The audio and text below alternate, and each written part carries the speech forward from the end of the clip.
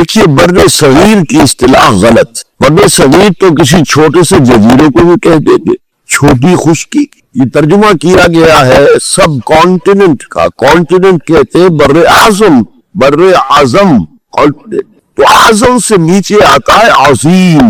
یہ بر عظیم ہے ہند، بر عظیم پاک و ہند. آج ہم اسے پاک و ہند کہیں گے، پہلے یہ بر عظیم ہند تھا. یہ غلط لفظ ہمارے ہاں لکھنے میں بولنے میں آ گیا ہے. بر صغیر تو کسی چھوٹے سے جزیرے کو بھی کہتے ہیں کہ چھوٹی سی خشکی. یہ بہت بڑی خشکی ہے. یہ بر اعظم ایشیا کا ایک بہت بڑا علاقہ ہے، اس لیے اعظم سے ایک سیڑھی نیچے اتریے تو عظیم ہوتا. یہ بر عظیم ہے بر صغیر. اسی طرح مسلمان غیر اسلامی ریاست میں اس میں بھی ایک مغالطہ ہے، گویا کہ دنیا میں کوئی خالص اسلامی ریاست بھی ہے، جبکہ آج دنیا کی تمام مسلمان مملکتیں خالص غیر اسلامی. تو گویا کہ بنیادی طور پر کوئی فرق واقع نہیں ہوا. مسلم اکثریت کا ملک ہونا اور بات ہے اور اسلامی ریاست ہونا اور بات ہے. زمین و آسمان کا فرق. بہرحال ان دونوں موضوعات پر میں کوشش کروں گا کہ اپنے خیالات آپ کے سامنے رکھوں، اور مجھے اندیشہ ہے کہ آپ میں بہت سے حضرات میری بعض آراء سے اتفاق نہیں کریں گے، لیکن میں خلوص و اخلاص کا تقاضا پورا نہیں کروں گا، نہ اپنی ذات سے نہ آپ سے. اگر وہی بات آپ سے نہ کہوں اور آپ کے سامنے نہ رکھوں کہ جو میری حقیقی رائے ہے، تو میں چند باتیں رکھوں گا، قبول کرنا نہ کرنا آپ کا کام. دیکھیے بر عظیم پاک و ہند کے ضمن میں سب سے پہلے تو دو بدقسمتیوں کو نوٹ کرنا. پہلی بدقسمتی یہ کہ یہ بر عظیم دور نبوت کی سعادتوں سے محروم رہا. دور نبوت میں یہاں تک دعوت اسلام نہیں پہنچی. اکا دکا کوئی لوگ مسلمان ہوئے ہیں. مالابار کا کوئی راجہ تھا جس نے شخص القمر کا معجزہ اپنی آنکھوں سے دیکھا تھا. اسے جب معلوم ہوا یہ تو اصل میں ایک عرب میں پیدا ہونے والے رسول کی انگلی کے اشارے سے ہوا تھا، تو وہ ایمان لے آئے. لیکن یہ آئسولیٹڈ واقعات ہے. بحیثیت مجموعی بر عظیم پاک و ہند دور نبوت کی برکات سے محروم. پھر یہ کہ دور خلافت راشدہ کی برکات سے بھی محروم.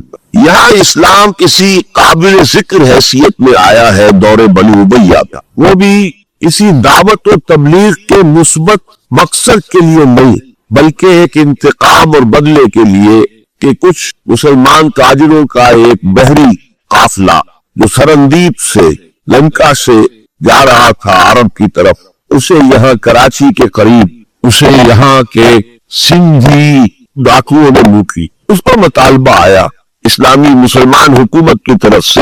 وہ ملوکیت تھی. اب وہ اسلامی حکومت عثمانی میں نہیں رہی تھی جس معنی میں کہ خلافت راشدہ اسلامی حکومت تھی کہ جو قیدی ہے تمہارے پاس رہا کرو، کمپنسیٹ کرو جو بھی نقصان یہاں مسلمان تاجروں کا ہوا ہے. جب اس کے جواب میں بالکل منفی رد عمل موصول ہوا تو پھر تہائی کا فیصلہ کیا گیا. گویا کہ یہ ایک سزا دینے کی ایک مہم تھی. مگر اس وقت جو اسلام یہاں آیا تھا اس کے کریکٹرز اس اسلام سے کچھ مختلف تھے جو بعد میں یہاں آیا. وہ اسلام جو محمد ابن قاسم کی سرکردگی میں سندھ میں آیا اور سندھ سے آگے بڑھ کر ملتان بلکہ موجودہ پاکستان کے تقریباً پورے مصر علاقے تک پہنچ گیا تھا، فٹ ہلز آف کشمیر تک. یہ اسلام خالص عربی اسلام تھا. ملوکیت تو آ گئی تھی لیکن بدویت اور عربیت جو ہے اس کی چھاپ اس پر ابھی گہری تھی. اور اس اسلام میں نہ ابھی فرقے تھے، نہ مسلک تھے، نہ حنفی، نہ مالکی، نہ شافعی، نہ حنبلی. نہ عقائد کے بارے میں بحثیں شروع ہوئی تھی، علم کلام کی بحثیں ہوئی تھی، نہ ابھی یونانی فلسفے اور منطق کا حملہ ہوا تھا. ابھی کچھ نہیں تھا. سادہ اسلام اپنی اصل سادگی پر برقرار تھا. چنانچہ اس کی قوت تسخیر بڑی زبردست ثابت ہوئی، اور خاص طور پر محمد ابن قاسم یہ نوجوان 17-18 برس کا نوجوان اور نہایت نیک اور پاک باز. سندھ کے ہندوؤں نے جو اپنی ایک روایت ہے کہ اس طرح کا آدمی تو کوئی اوتار ہی ہو سکتا ہے. فارسی میں بھی کہا جاتا ہے کہ در جوانی توبہ کردن شیوہ پیغمبر. اس جوانی کے اس عمر میں بھی کوئی شخص پاک زندگی گزار رہا ہو کہ یہ تو پیغمبروں کا طریقہ ہے. اور ہندوستان میں تصور پیغمبروں کا نہیں تھا، اوتاروں کا تھا. تو اسے بھی ایک اوتار سمجھ کر اس کی مورتیاں تراش کر مندروں میں رکھ لی گئی اور ان کو پوجا جانے لگا. یہی چیز اس کے لیے خطرے کا سبب بن گئی، کیونکہ اب بیک ہوم اسلام کا جو اصل گھر تھا عرب، اس میں ملوکیت آ چکی تھی، اور ملوکیت کبھی اسے برداشت نہیں کر سکتی کہ کوئی اور شخص اتنا پاپولر ہو جائے کہ اسے چیلنج کر سکے۔ لہذا محمد بن قاسم کو بلایا گیا اور شہید کر دیا گیا۔ اب اس کے بعد ظاہر بات ہے کہ وہ اسلام ریسیڈ کرنا شروع ہوا، واپس آنا شروع ہوا، اس کے کچھ اثرات اس علاقے میں رہ گئے، لیکن اسلام کی واپسی ہو۔ یہ اسلام کا پہلا ورود تھا بر عظیم کی سرزمین پر۔ اس کے بعد اسلام آیا ہے 300 برس بعد، اور اب یہ آیا ہے شمال مغربی سرحدی صوبے میں جو درے ہے کوہ سلیمان میں، وہ ہے ہندو کش اور کوہ سلیمان میں۔ درہ خیبر ہے، درہ کوچی ہے، درہ بومل ہے، درہ بولان ہے، یہاں سے آ رہا ہے۔ اس اسلام کی خصوصیات کچھ اور تھی۔ ان 300 سالوں میں فقہی مسالک بھی پیدا ہو چکے تھے، حنفی، مالکی، شافعی، حنبلی، ان کے درمیان اختلافات بھی تھے، بحثیں بھی تھی، مناظرے بھی تھے۔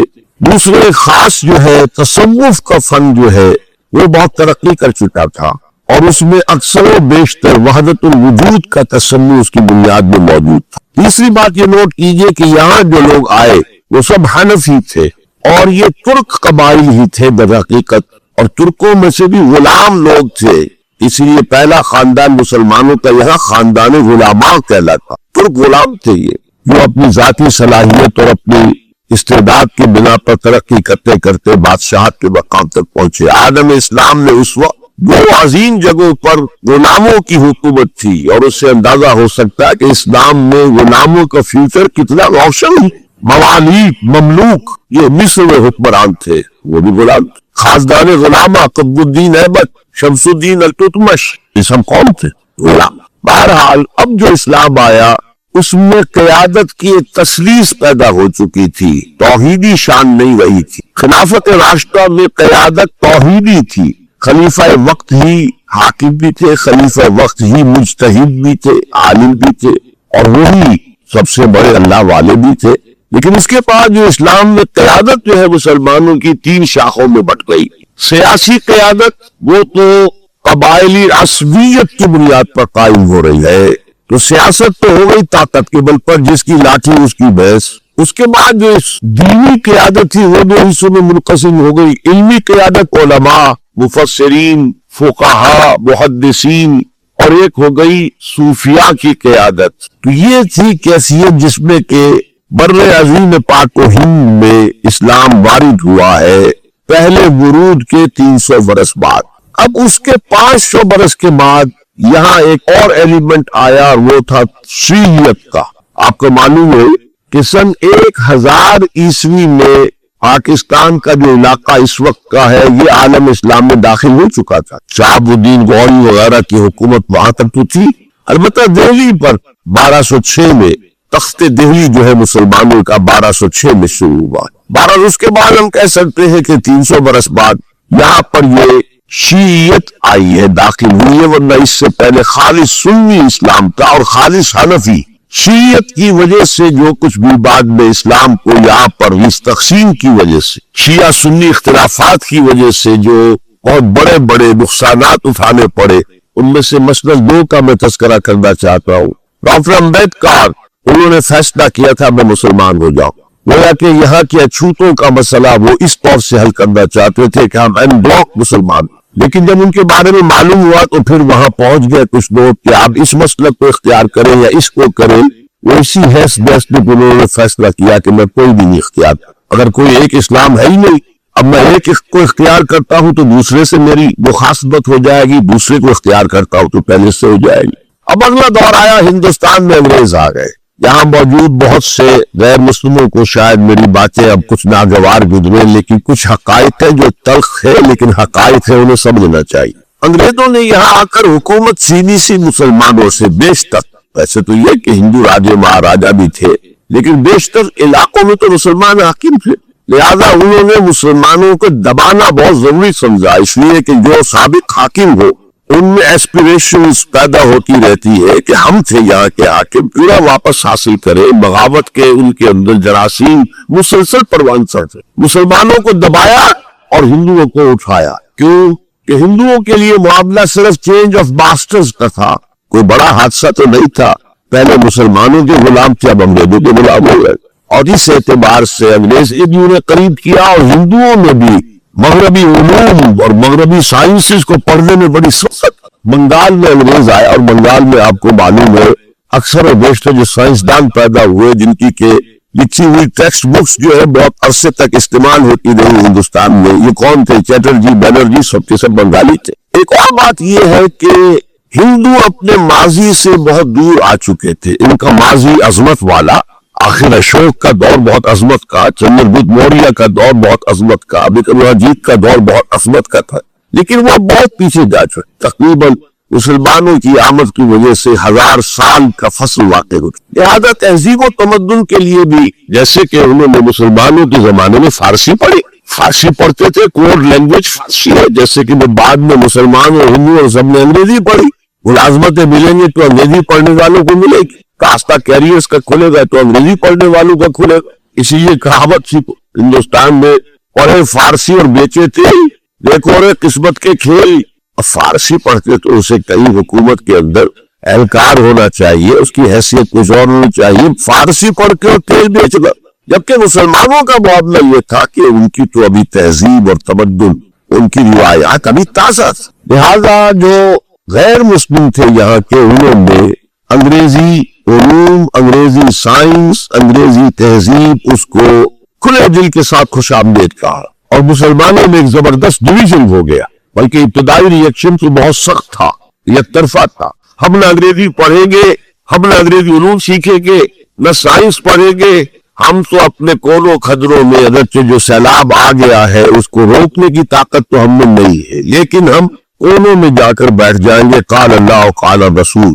और अंग्रेजी तहजीब से इस कदर दूरी कि अगर कोई बेस कुर्सी पर बैठकर खाना खा ले तो क्रिस्तान हो गया। ये तो किसी ने चमचा इस्तेमाल कर लिया खाने में, कांटा तो बहुत दूर की बात है, चमचा भी इस्तेमाल कर लिया तो क्रिस्तान हो गया। तो इस तरह से रिएक्शन था उलमा के ज़ेर असर हल्कों में। गोया कि वो जो गांधी जी का फलसफा था नॉन कोऑपरेशन, तो मुसलमानों में अंग्रेजों के साथ शदीद किस्म का non cooperation from the very beginning शुरू। इस पर सर सैयद अहमद खान ने इन दोनों चीजों की मुखालफत। एक तो उन्होंने अंग्रेजों को बताया कि देखो ये जो आजादी की जंग थी ये सिर्फ मुसलमानों की नहीं थी, 1857 की, ये तो मुश्तरक। तो इसके अंदर क्या सबब हुआ है, इसकी वजह से आप मुसलमानों से बोझ महसूस न करें। और मुसलमानों से भी कहा कोई अंग्रेजी पढ़ो, अंग्रेजी उलूम हासिल करो, साइंस पढ़ो, साइंटिफिक नॉलेज हासिल करो, वरना तुम्हारी हैसियत हिंदुस्तान में क्या रह जाएगी? पल्लेदार रह जाओगे या गोश्त फरोश रह जाओगे, अल्लाह अल्लाह खैर सल्लाह, और तुम्हारी कोई हैसियत नहीं रहेगी। तो इस एतबार से सर सैयद अहमद खान एक अहम लैंडमार्क। इसके अलावा अंग्रेजी दौर का एक और जो पहलू बहुत अहम है, अंग्रेजों ने डिवाइड एंड रूल पॉलिसी के तहत मुसलमानों और हिंदुओं के दरमियान मुराफरत को हवा, ये उनकी पॉलिसी रही मुस्तकिल। ये एक कौम की हैसियत से सामने ना आ जाए तो जाहिर बात है कि हमारे पाँव तो उखड़ जाएंगे। तो ये जो हमारे यहाँ शुरू हुआ, कुछ और फैक्टर भी थे। हिंदुओं में एक इंतकामी जज्बा भी था कि मुसलमानों ने हम पर हुकूमत की है 800 बरस, 1000 बरस, और जाहिर बात है सारे हाकिम अच्छे तो नहीं थे, कोई अच्छा भी था। तो अफसर और बेशतर तो अय्याश किस्म के लोग। हमने महल बनाए, ताजमहल बनाए, हमने कोई काम और तो किया नहीं। दीन की तबलीग तो औलिया अल्लाह ने किया, सूफिया ने की। कभी भी सरकारी सतह पर, हुकूमत की सतह पर यहाँ तबलीग इस्लाम का एहतमाम नहीं। एक दो एक्सेप्शंस है।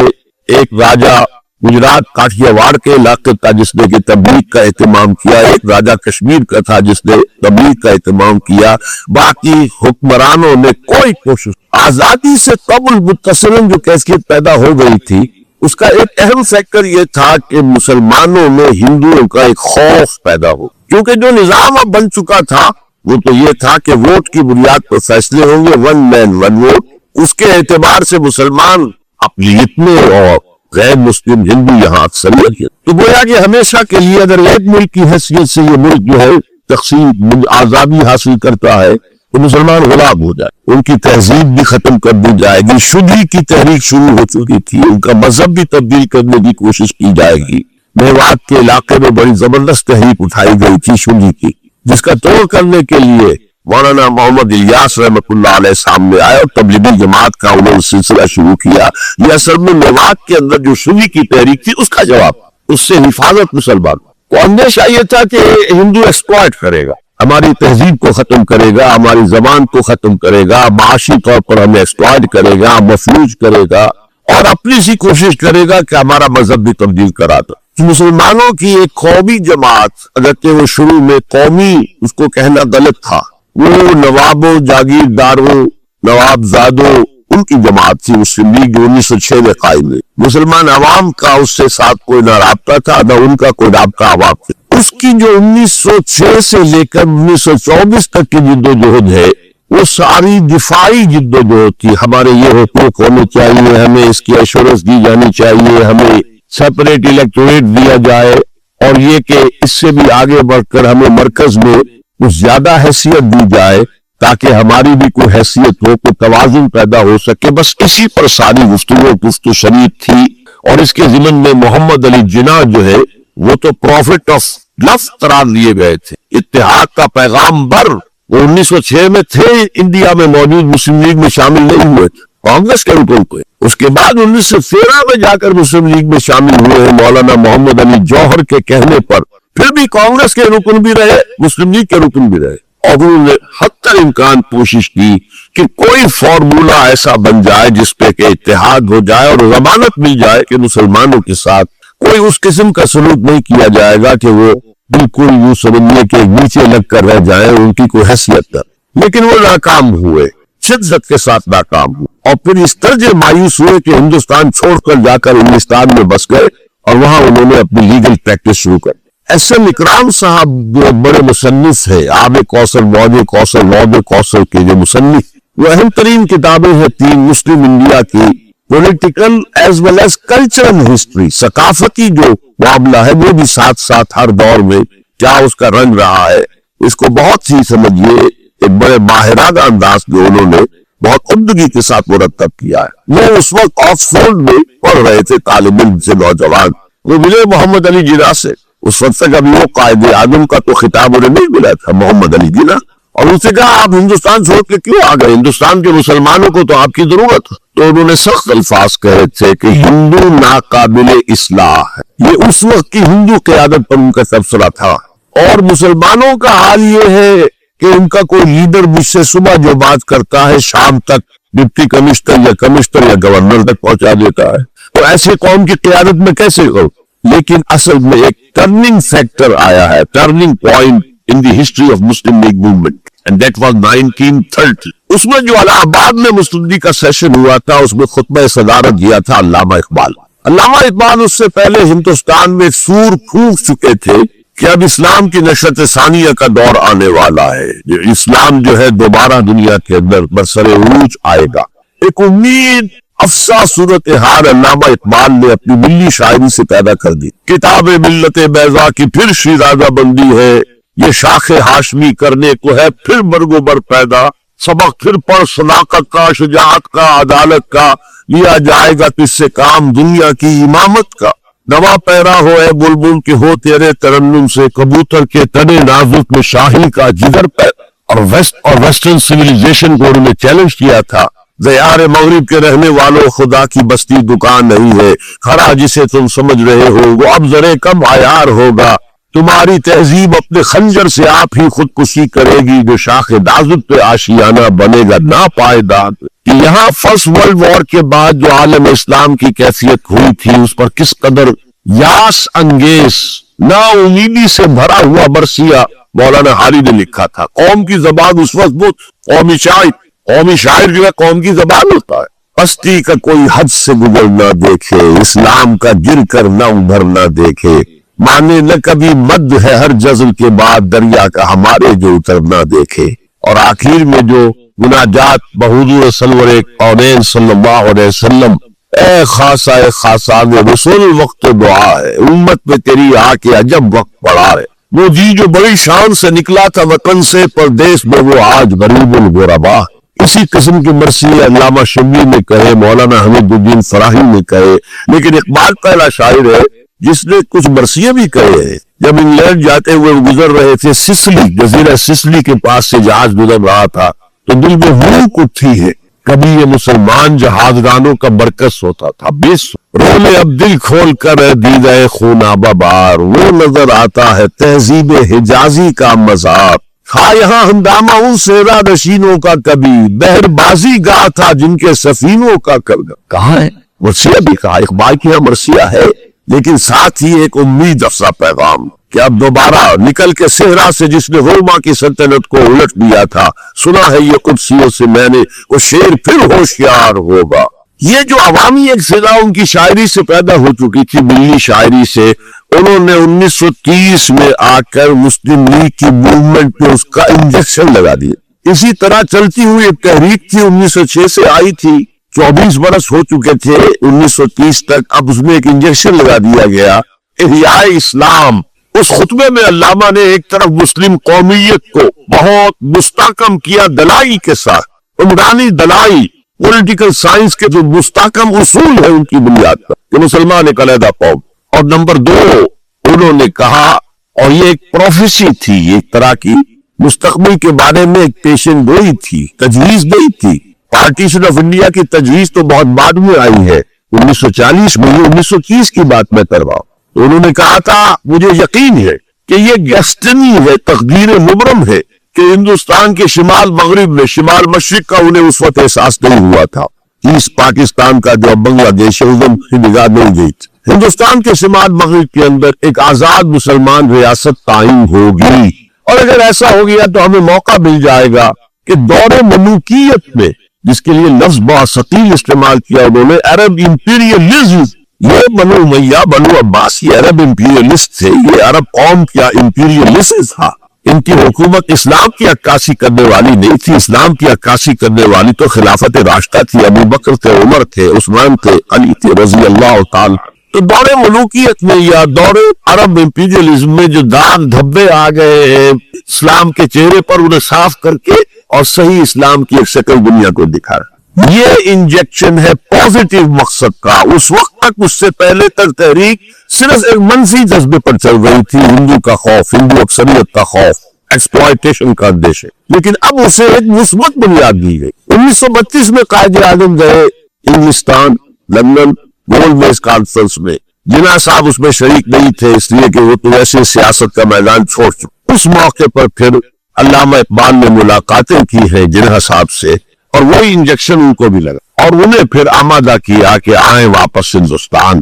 اور اس انجیکشن کے حوالے سے مسلمانوں نے ہند کو منظم کرے اور جمع. تو یہ تحریک پاکستان جو ہے، چونکہ مسلمانوں کے جذبات کے ساتھ اس کی ہم آہنگی موضوع ہو گیا کہ مسلم مائنورٹی کے پروونسز نے کس طریقے سے یکجا اور یکسو ہو کر اس موومنٹ کو سپورٹ کی. حالانکہ انہیں معلوم ہے کہ کسی بھی حساب سے ان کے تو پاکستان میں شامل ہونے کا کوئی امکان تھا ہی نہیں، بلکہ تحریک مسلم لیگ اصل میں مائنورٹی پروونسز کی تحریک تھی. جو صوبے بعد میں پاکستان میں شامل ہوئے ہیں ان میں سرحد میں تو کانگریس کی حکومت تھی ٹل دی لاسٹ ڈے، پنجاب میں یونینسٹ حکومت تھی ٹل دی لاسٹ ڈے. صرف ایک سندھ تھا مغربی پاکستان میں کہ جو وہاں مسلم لیگ کی حکومت تھی. ہاں، بنگال میں مسلم لیگ کی حکومت تھی، اور بنگال ہی مولد ہے جہاں ولادت ہوئی ہے 1906 میں مسلم لیگ کی، اور طویل ترین عرصے تک مسلم لیگ کی حکومت وہاں رہی. اب بھی وہاں پر تحریکیں چلتی رہتی ہیں. MP پاکستان 2 مرتبہ پاکستان نے ایئر فورس بھی استعمال کی ہے وہاں پر، یہ سب کچھ آپ کو معلوم ہے.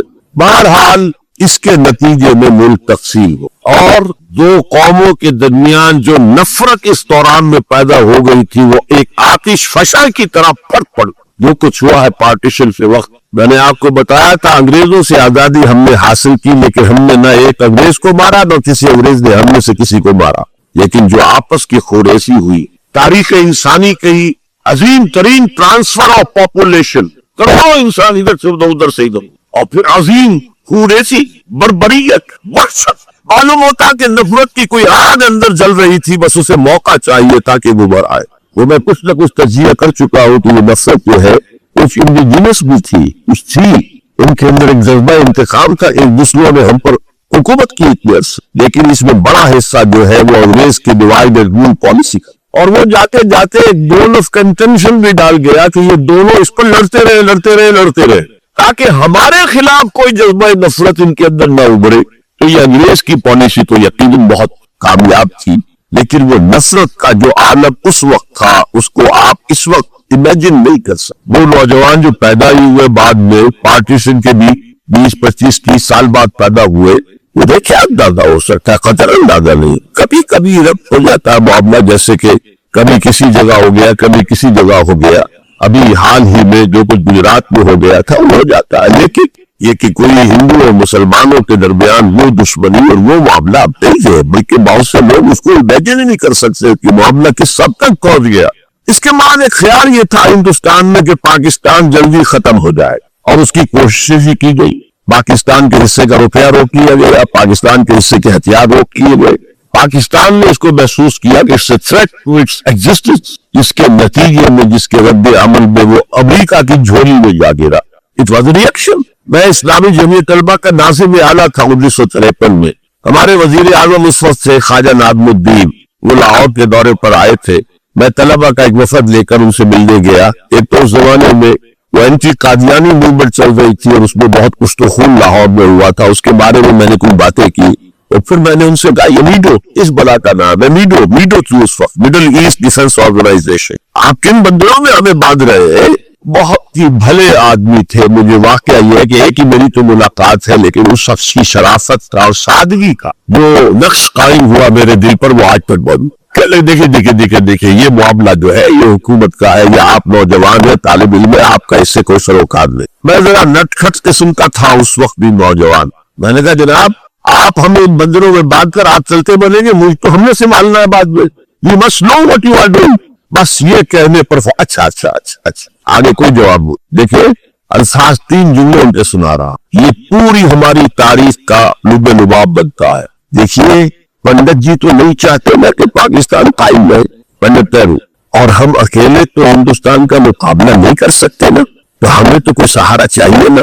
3 جملے یہ پاکستان کی فورن پالیسی کا اول بروز سے کارنر سٹون. بلکہ یہاں میں ذرا ضمنی طور پر بتا دوں کہ پاکستان کے قائم ہونے اور قائم رہنے میں کتنا بڑا ہاتھ اور کتنا بڑا دخل پنڈت نہرو کا ہے. دیکھیے ایک جینیس شخص تھا ابوالکلام آزاد، جینیس، اس میں کوئی شک. اور کیبنٹ مشن پلان کا مرتب کرنے والا وہی تھا. کیبنٹ مشن پلان کو مسلم لیگ نے بھی تسلیم کر لیا کہ ہندوستان 3 زونز کے مشتمل ہوگا، آزاد ہوگا، مرکزی حکومت ایک ہوگی، ایک ویسٹرن زون، ایک ایسٹرن زون، ایک سینٹرل زون. تقریباً وہی جو پاکستان کا نقشہ تھا کہ ایک مغربی پاکستان، ایک مشرقی پاکستان، ایک نیچے بھارت. سینٹرل گورنمنٹ کے پاس فلاں جو ہے یہ اہم ترین چیز ہے، تو سینٹرل گورنمنٹ کے پاس ہوگی، فورن پالیسی ہوگی، بجٹ ہوگا، مالیات کا معاملہ ہوگا، ڈیفنس ہوگا، یہ ان کے پاس ہوگا، کمیونیکیشنز ہوگی. باقی یہ ریجنز جو ہے ان کو حق ہوگا وہ اپنے فیصلے کرے، اپنی معاملات چلائے، اپنے قوانین بنائے. ایک شک اس میں ایسی تھی کہ 10 سال کے بعد کسی بھی حصے کو، کسی زون کو سیسیڈ کرنے کا، علیحدہ ہونے کا حق حاصل ہو. گویا کہ کم سے کم 10 سال کے لیے آزاد پاکستان کا مطالبہ ختم. قائد اعظم نے مان لیا. تو اب اگر کوئی امکان تھا تو وہ 10 سال کے بعد تھا نا. اب کس نے بنوایا پاکستان؟ وہ تو چونکہ مولانا آزاد اس درجے بددل ہو چکے تھے، قائد اعظم نے انہیں شو بوائے کہہ کے اتنا جو ہے بددل کر دیا تھا کہ انہوں نے کانگریس کی صدارت چھوڑ دی. لوگ کہا ان سے آپ صدارت قبول کریں؟ نہیں. پنڈت جی ہو گئے صدر، اور پنڈت جی سے جب پوچھا گیا کیبنٹ مشن پلان کے بارے میں تو انہوں نے کہہ دیا ایک دفعہ ہندوستان آزاد ہو جائے پھر کون کسی کو علیحدہ ہونے دیتا ہے. بات تو سچی تھی، نکل جاتی ہے جس کے منہ سے سچی بات مستی میں. فقیہ مستحب بھی سے وہ رندے بات خار اچھا. بات تو سچی پھر کہنے کی نہیں تھی اس وقت. اس پر فوراً قائد اعظم نے ریورس گیئر لگایا کہ اگر نیت ہے تو عالم واقعہ میں پاکستان کس نے بنوایا 1947 کو. ہسٹری کا تجزیہ کیجئے، سمجھ کہ کچھ اللہ تعالیٰ کی مشیت تھی. تمام انسانوں کے دل حضور کی ایک حدیث کے مطابق اللہ کی 2 انگلیوں کے مابین ہوتے ہیں، وہ جدھر چاہتا ہے پھیر دیتا. اللہ کی حکمت تھی. اللہ چاہتا تھا کہ یہ مسلمانان ہند جو کہہ رہے ہیں اللہ ہمیں آزادی دے، انگریز سے بھی دے، ہندو سے بھی دے، تیرے دین کا بول بالا کریں گے، ہم تیرے نبی کا دین قائم کریں گے. تو اللہ ایک چانس دے کر دیکھ لینا چاہتا تھا کہ یہ کرتے کیا. حالانکہ لارڈ ماؤنٹ بیٹن کی تجویز تھی کہ 14 اگست کو انڈیا پہلے اس کی فریڈم ڈکلیئر ہو اور 15 کو پاکستان کی. یوم القیامہ ولا اقسم بالنفس اللوامہ ایحسب الانسان ان لن نجمع عظامہ. یہ صورت جو ہے بہت ہی حسین اور بہت منفرد سمجھیے کہ نمائندہ ایک صورت ہے قرآن مجید کی. اس کا جو خطاب کا انداز ہے، جو میں نے شروع میں آپ کو جو انٹروڈکٹری لیکچرز دیے تھے، اس کا اسلوب جو ہے وہ خطابت، قرآن کو ہم کہہ سکتے ہیں کہ اس سے کلیکشن آف ڈیوائن اوریشن، اللہ تعالیٰ کے خطبات، مجموعہ خطبات الہیہ، تو مختلف مواقع پر جیسے کہ خطیب کو خطبہ دیتا ہے تو اس طریقے سے اللہ تعالیٰ نے یہ صورت نازل کی، حضور پڑھ کر سناتے تھے تو آپ کا انداز بھی خطیبانہ ہوتا۔ حدیث میں آتا ہے کہ جب آپ خطبہ دیتے تھے تو آپ کی آواز بلند ہو جاتی تھی، اعلیٰ صوتہ احمر وقیناہ آنکھ سرخ ہو جاتی، اور آپ اس طریقے سے خطبہ دیتے تھے جیسے کہ کوئی سپہ سالار اپنے فوجیوں کو للکار رہا ہے، بہا رہا ہے کہ لڑو اور آگے بڑھو، یہ انداز ہے اس طرح خطبہ۔ اس میں آپ دیکھیں گے ابھی بات ایک طرف ہو رہی ہے، ابھی کسی اور طرف ہو گئی، کبھی کسی تحویل الخطاب، اس کے لیے بہت، پھر یہ کہ 4-6 آیتیں آئیں گی ایک خاص قسم کے آہنگ میں، خاص قسم کے قوافی کو ہم کو نہیں کہنا چاہیے، یہ آتے ہیں وہی حروف پر صورتیں ختم ہو رہی ہیں، وہی سٹائل ہے، پھر کچھ سٹائل بدلے گا، پھر 4-6 صورتیں اس دوسرے انداز کی ہوگی، پھر 4-6 تیسرے انداز کی ہوگی۔ یہ آپ صورت جو ہے فصاحت و بلاغت میں بھی صورت بے انتہا ہے اور خطیبانہ انداز، اور اس میں تحویل الخطاب۔ پس منظر میں کیا ہے تو وہ لوگ ہیں جو انکار کرے کوئی قیامت نہیں ہو سکتی، کیسے ممکن ہے کہ جبکہ انسان بڑھ چکے ہوں گے اور مٹی ہو جائیں گے پھر اٹھا دیا جائے، یہ ممکن نہیں۔ تو اس کا جواب ہے جو دیا جائے، لا یہاں پر ان کے خیالات کی نصیحت نہیں، میں قسم کھاتا ہوں قیامت، تمہیں شک ہے اور مجھے اتنا یقین ہے کہ میں قسم کھا رہا ہوں قیامت، ولا اور پھر نہیں، اقسم بالنفس اللوامہ، میں قسم کھاتا ہوں نفس لوامہ۔ نفس لوامہ کون سا نفس انسان میں؟ جس سے ضمیر کے کانشنس ملامت کر، مائی کانشنس از بائٹنگ می، میرا ضمیر مجھے ملامت کر رہا ہے، وہ آپ برا کام کرتے ہیں تو ضمیر اندر سے کچھ شے ہے، وہ کیوں ہوئی؟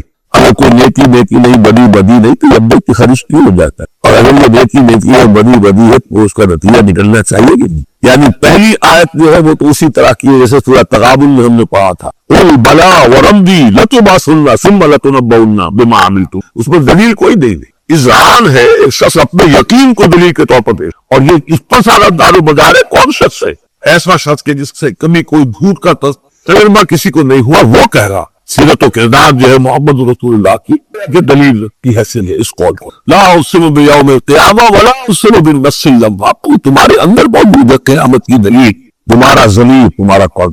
ایحسب الانسان ان لن نجمع عظامہ، کیا انسان جو گمان کرتا ہے ہم اس کی ہڈیاں جمع نہیں کر سکتے؟ بلا قادرین، کیوں نہیں، ہم پوری طرح قادر ہیں، علی ان نسوی بنانا، یہاں کننا محضوظ سمجھنا چاہیے، بلا کننا قادرین علی ان نسوی بنانا، بس کہ ہم اس کی ایک کوڑ کو برابر کر، بل یرید الانسان ان یفجر امامہ۔ اصل سبب جو ہے آخرت کے انکار کا وہ یہ ہے کہ انسان چاہتا ہے کہ فسق و فجور جس کا عادی ہو گیا اسے جاری رکھ، حرام خوری چھوڑنی نہیں، جس عیش کا خوگر ہو گیا ہوں اس کو چھوڑ نہیں سکتا، قیامت کو مانوں گا تو پھر دیکھنا پڑے گا کیا غلط ہے، کیا صحیح ہے، کیا جائز ہے۔ اس لیے جیسے کہ بلی کو دیکھ کر کبوتر آنکھ بند کر دے، ظاہر بات ہے کہ وہ بلی تو نہیں ختم ہو جائے گی، در حقیقت یہ قیامت سے آنکھیں چراتے ہیں، آنکھیں بند کر، اس لیے تو انہیں پتا ہے کہ انہیں کیا آگے بھیجا ہے اور آگے بھی کرنے کا وہی ارادہ ہے۔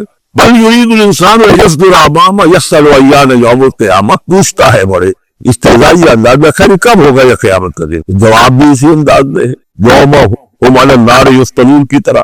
فرمایا فاذا برق البصر، جب وہ قیامت آئے گی نگاہیں چنیا جائیں گی، خسف القمر، چاند بے نور ہو جائے گا، یا یہ کہ چاند دھس جائے گا سورج کے اندر، وجمع الشمس والقمر، اور سورج اور چاند یکجا دیے جائیں۔ یہ جو ہے کشش شکل کا جو باہمی شکل ہے ان کروں کا، اس کے نظام میں ذرا سی کہیں گڑبڑ ہو اور پھر یہ سب سے کبھی انگوشش ٹکرائے۔ فَإِذَا بَرِقَ الْبَصَرُ وَخَسَفَ الْقَمَرُ وَجُمِعَ الشَّمْسُ وَالْقَمَرُ يَقُولُ الْإِنسَانُ يَوْمَئِذٍ أَيْنَ الْمَفَرُ، یہی انسان اس دن کہے گا ہے کوئی جگہ بھاگ جانے کی؟ کلا نہیں، لا ول، اپنے کب انہی کے حضور میں جا کھڑے ہو۔ يُنَبَّأُ الْإِنسَانُ يَوْمَئِذٍ بِمَا قَدَّمَ وَأَخَّرَ، اور جتلا دیا جائے گا انسان کو اس دن جو کچھ اس نے آگے بھیجا ہوگا جو پیچھے چھوڑا ہو۔ ہم اعمال نیک ہو یا بد ہو اس کا کچھ حصہ آگے بھیج دیتے ہیں اپنی زندگی میں، کچھ اس کے پیچھے جو اثرات چلتے ہیں اس کا حساب جو بات تو جاری رہتا ہے، وہ ڈیبٹ کریڈٹ جو ہے ہمارے کھاتے تو ہوتا رہے گا۔ جن نے یہ نیک کام شروع کیا تھا آگے پھیل رہا ہے، تو جو اور اس کام میں شریک ہے ان کا اجر بھی رہے گا، پورا رہے گا، ان کے علم میں سے کمی نہیں ہوگی، لیکن اتنا ہی حساب آپ کے کام میں بھی جذب۔ اسی طریقے سے کسی نے برا کام شروع کیا تو جب تک جہاں کر اس کے اثرات جائے گا، تو انسان جو بتا دیا جائے گا یہ تو آپ نے اپنی موت سے پہلے آگے ہی بھیج دیا تھا، یہ تو آپ کے وہ اعمال ہیں، اور یہ ذرا وہ ہے پیچھے اس کے جو اثرات ہیں۔ بل انسان علی نفسہ بصیرہ، اور انسان کو تو جتلانے کی ضرورت بھی نہیں ہوگی کہ بتایا جائے، ہر انسان کو خود معلوم ہوگا کہ میں کتنے پانی میں ہوں۔ انسان اپنے نسب خلق سے بصیرت رکھے، وَلَوْ أَلْقَىٰ مَعَاذِيرَ، چاہے کتنے ہی بہانے پیش کرے۔ ہوتا ہے کہ انسان تو شخص جو ہے بڑا چل زبان ہے اور وہ اپنے آپ کو بالکل ریشنلائز کر لیتا ہے اپنے طرز عمل کو، میں نے ٹھیک کیا، صحیح کیا، کوئی غلط بات نہیں ہے، کوئی عذرات موجود ہے، تو وہ تنظیم کی تو زبان بند ہو جاتا ہے، کچھ بھی کہہ سکتے، لیکن یہ کہ اس کا دل اس کو بتا رہا ہوتا ہے کہ تو جھوٹا ہے۔ بل الانسان وعلی نفسہ بصیرہ ولو القیٰ معاذیر لا تحرک بہ لسانک لتعجل بہ، عجلت والا مضمون یہ بالکل ابتدا میں یہاں آیا۔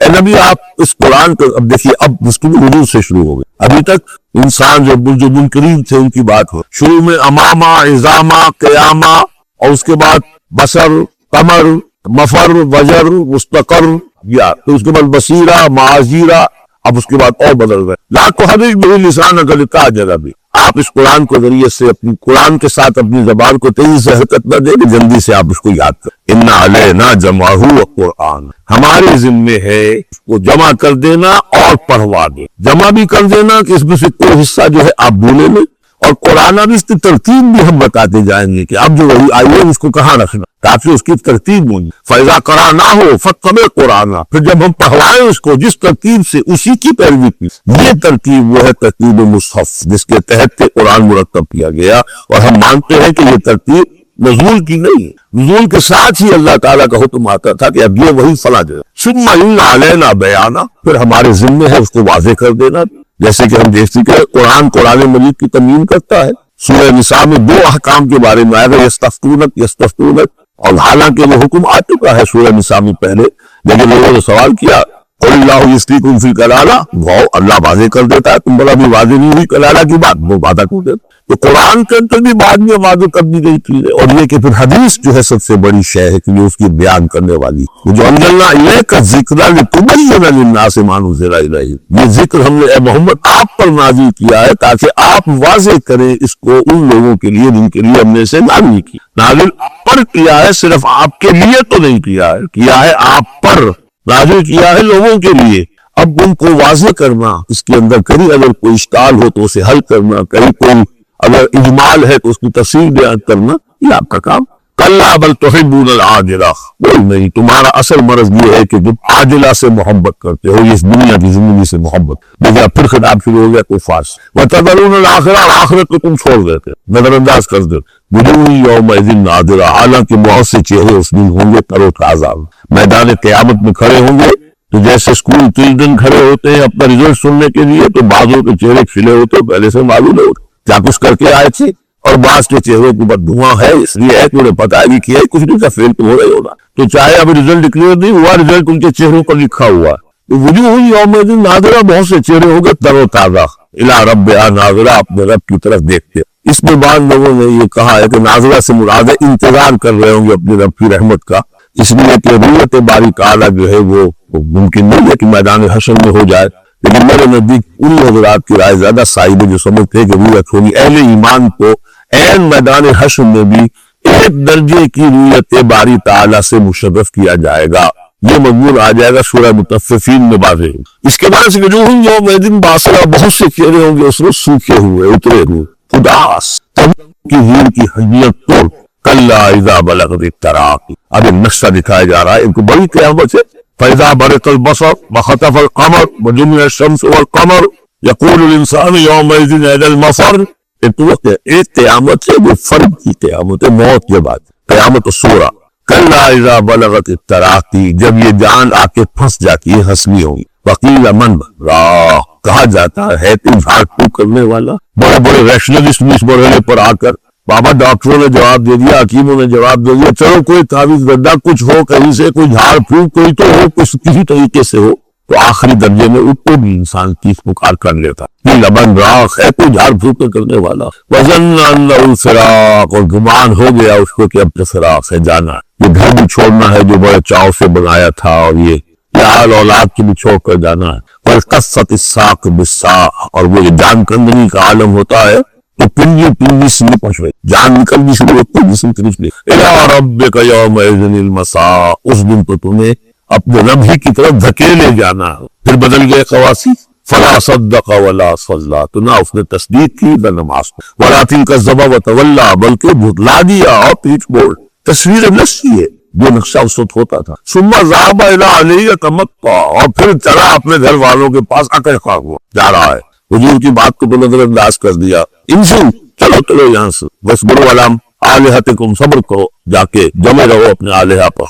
ذهب الى علی یتمطى، اولیٰ لک فاولیٰ، ثم اولیٰ لک فاولیٰ، افسوس ہے تجھ پر افسوس، اور پھر افسوس ہے تجھ پر، اور پھر افسوس۔ اَیَحْسَبُ الْإِنسَانُ أَن يُتْرَكَ سُدًى، کیا انسان یہ سمجھتا ہے جسے یوں چھوڑ دیا جائے، کوئی باس پوچھ نہیں، کوئی حساب کتاب نہیں، کوئی جواب کرنی نہیں، کوئی عدم نہیں، کوئی سزا نہیں، کوئی جزا نہیں۔ أَلَمْ يَكُنْ نُطْفَةً مِّن مَّنِيٍّ يُمْنَىٰ، کیا نہیں تھا وہ ایک گندے پانی کی بوند جو ٹپکائی گئی؟ ثُمَّ كَانَ عَلَقَةً، پھر وہ ایک جوک کے مانند تھا کہ جو رحم مادر کی دیوار کے ساتھ چمکی ہوئی، عَلَقَةً فَخَلَقَ، کہ اسی کو اس نے بنایا، اسی میں نقش و نگار بنا دیے، اسی میں آنکھیں آ گئی، اسی میں کان آ گئے، اسی میں کیا کیا بنایا۔ فی ظلمات ثلاث، تین پردوں کے اندر، فجعل منہ الزوجین، اسی سے بنا دیے، کسی کو نر، کسی کو مادہ، کسی کو مؤنث، کسی کو مذکر۔ الیس ذلک بقادر علی یحیی الموتیٰ، کہ انہوں یہ سوچو وہ ہستی نے یہ سب کچھ کر رہی ہے، وہ اس پر قادر ہے کہ مردہ کو زندہ کر دے۔ جو تمہارا مشاہدہ ہے گندے پانی کے دودھ سے،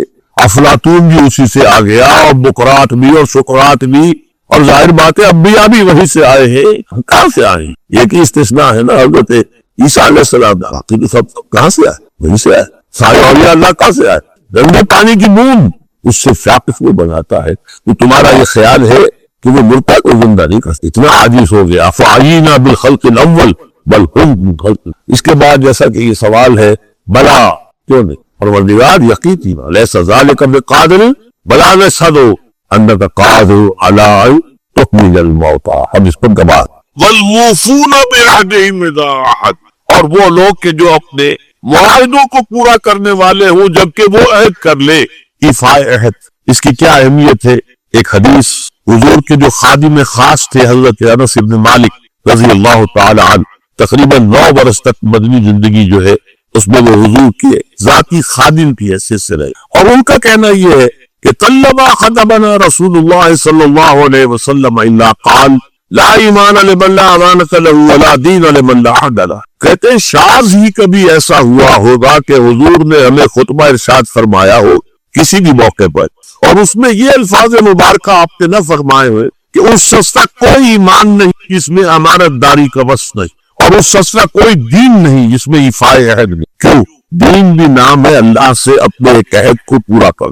نماز کی ہر رکعت میں ہم کیا کہتے ہیں؟ ایاک نعبد و ایاک نستعین، پروردگار ہم صرف تیری ہی بندگی اور پرستش کرتے ہیں، اور صرف تیری ہی بندگی اور پرستش کرتے رہے، اور اے پروردگار ہم صرف تجھ ہی سے مدد کے خواہاں ہیں، اور تجھ ہی سے مدد چاہتے رہے۔ یہ عہد ہے، بہت بڑا عہد، بہت بڑا عہد۔ اس عہد کو پورا کرنا ہی دین ہے، اللہ کی بندگی، اللہ کے احکام کی اطاعت، اللہ نے جن چیزوں کو حرام کیا ان سے اجتناب کرتے رہنا، اللہ کے فرائض کی ادائیگی، اللہ کے لیے تن من دن لگا دو، ایاک نعبد و ایاک نستعین۔ اب ظاہر بات ہے کہ جو شخص انسانوں کے ساتھ چھوٹے چھوٹے کیے ہوئے عہد پورے نہیں کرتا، وہ اتنا بڑا عہد اللہ کے ساتھ کیسے نبھا دے؟ جو 2 پیسے کے اندر امانت کا ثبوت نہیں دے سکتا، اس میں بھی خیانت کر گزرتا ہے، وہ 2 کروڑ کا کیسے امین ثابت ہوگا؟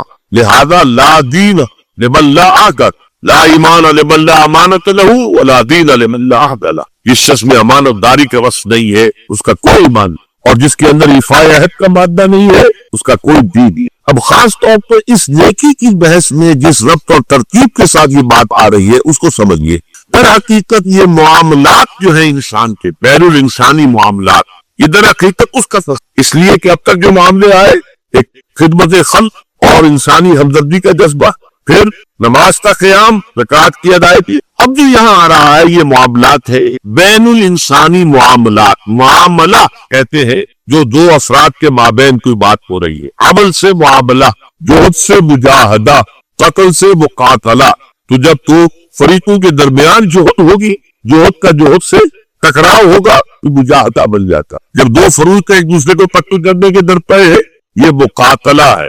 معاملہ جب 2 انسان یا 2 فریق یا 2 گروہ یا 2 کمپنیاں، یہ کمپنیاں جو ہے وہ بھی آپ کو معلوم ہے لیگل پرسنز شمار ہوتے ہیں، ان کے مابین کوئی معاملہ ہو رہا ہے, کوئی معاملہ طے کر رہے ہیں, ان معاملات کے اندر سٹریم لائننگ کرنے والی ایک شے ہے, اگر وہ ہو جائے سارے معاملات درست. اب آپ کو معلوم ہے ایفائے عہد کا جذبہ پیدا ہو جائے. دیکھیے معاملات کی میں آپ سے وضاحت کروں. ایک شخص امپلائر ہے, ایک امپلائی ہے, ان کے درمیان ایک کانٹریکٹ ہے, یہ ریگولیشنز ملیں گی, یہ مراعات, یہ مفادات, یہ تنخواہ, یہ کام تمہیں کر. اب اگر ایک شخص پوری تندہی کے ساتھ وہ کام نہیں کرتا تو وہ حرام خوری کر, ایفائے عہد نہیں کر. ایفائے عہد کا تقاضا یہ ہوگا کہ کوئی سپروائز کرنے والا ہے یا نہیں ہے, کوئی دیکھنے والا ہے یا نہیں ہے, وہ اپنے معاہدے کے اندر بنے ہونے کی بنیاد پر کام کرے, اور حتی الامکان اپنی جو بہترین صلاحیتیں ہیں وہ اسی طرح. چھوٹا سا معاملہ ہے, آپ نے ایک شخص کو مزدور کے طور پر رکھا ہے, شام کو 100 روپے آپ نے,